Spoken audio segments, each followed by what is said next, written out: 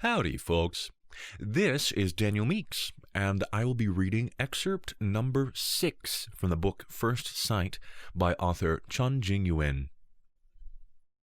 What else did you sense? From the prince? Do you think his father knows? Solun asked Tara. We spent the rest of the journey speculating about the relationship between the royal siblings. Was the king aware of Maritep's feelings? Was the princess aware? Had Scylla been there, we would have had most of the answers, and a lot less fun. When we got off the sedan, I felt a sudden urge to look around on my own. I agreed to meet with everyone an hour later at a prominent statue of an old king. Atlantis filled my thoughts once more. What did it have to do with anything? I strode into another section of the market, brows furrowed in thought. Something to the left snared my focus, and I looked up into the face of a man making for the turn I'd just come around. He has an interesting face, I thought. His black hair was cropped short, and his eyes were wide but not tall, and his lashes were unusually long for a man's. He was slim, several hand-widths taller than me, and had a swarthy complexion, the caramel typical of the natives. His gait was carefree but firm, as though leading something with purpose. My eyes followed his swaying right arm, where they met those of a woman holding his hand. She had an oval face, generous, straight, dark hair, and large, lovely eyes, and she was staring at me until she registered my return gaze, at which point her eyes widened with terror, as though she had come face to face with a mythical monster. I got nervous and looked away, but in a manly way, gruffly. Yeah, I looked away gruffly. I continued walking with my eyes averted until her companion led her out of sight. What on earth was that, I wondered? Why such fear? I had not been menacing in the least. Well, to be fair, reason counter-argued, you were scrunching up your face. This was true, I agreed, but I had hardly projected any aggression. I was pensive, maybe a little frustrated, yes, but hardly anything that warranted such a reaction. Then a notion that had been swimming around from the time our encounter ended took my thoughts. She had been staring. Her eyes had already been upon me when mine found her, and there was a vulnerability. The thought was flattering. The woman was truly beautiful. It was a shame, her companion. Were they betrothed? Married? And would it matter? You don't even know who she is, sanity reminded me. I thought about their clothes.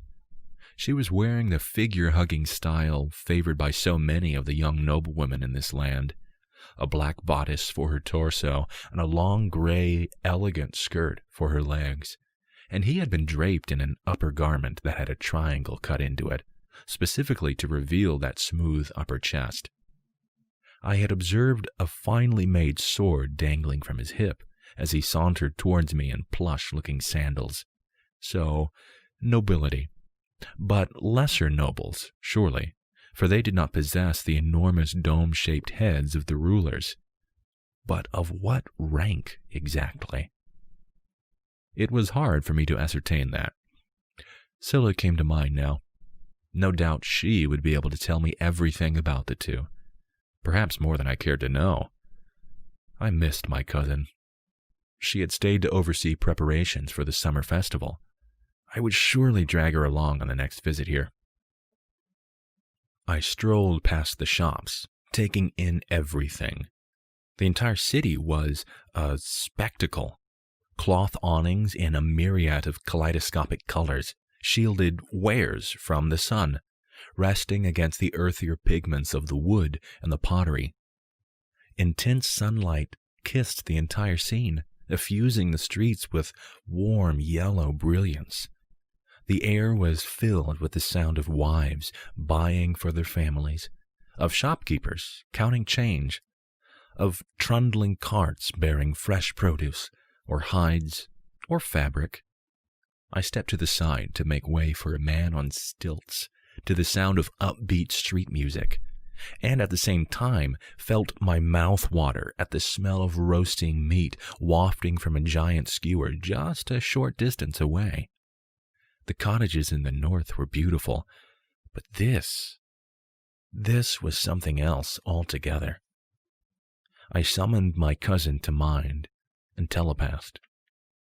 "Scylla, you have to come with me one day." She answered quickly.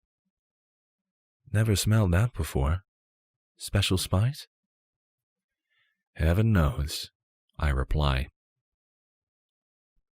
4. Ifritah. I left my chambers and made my way to the banquet hall. This would not be another evening of mere talk and subtle political maneuvering. The goddess had revealed that tonight I would very likely encounter an important weapon or ally. I strolled through the palace, with only the footsteps of my attendants and the occasional bow of a guard to remind me that I was not alone.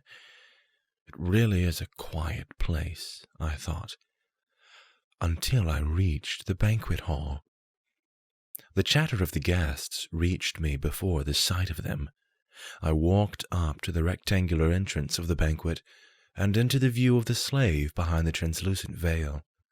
The silhouette moved quickly to wave the veil aside, and a voice boomed into the hall, announcing my arrival. I stepped in slowly and received my people's greeting. When they had raised their heads, I searched the crowd until I found the person I was looking for. There he was, at the far end of the hall, among a group of nobles I had grown up with, was a member of what I assumed to be the Sigrunta delegation. I say this because he had the appearance of a native of the Serpent Coast. He looked into my eyes, and I touched my energy with his. What I saw reassured me of the goddess's words. Satisfied, I turned away, knowing that his eyes would remain on me for a while more.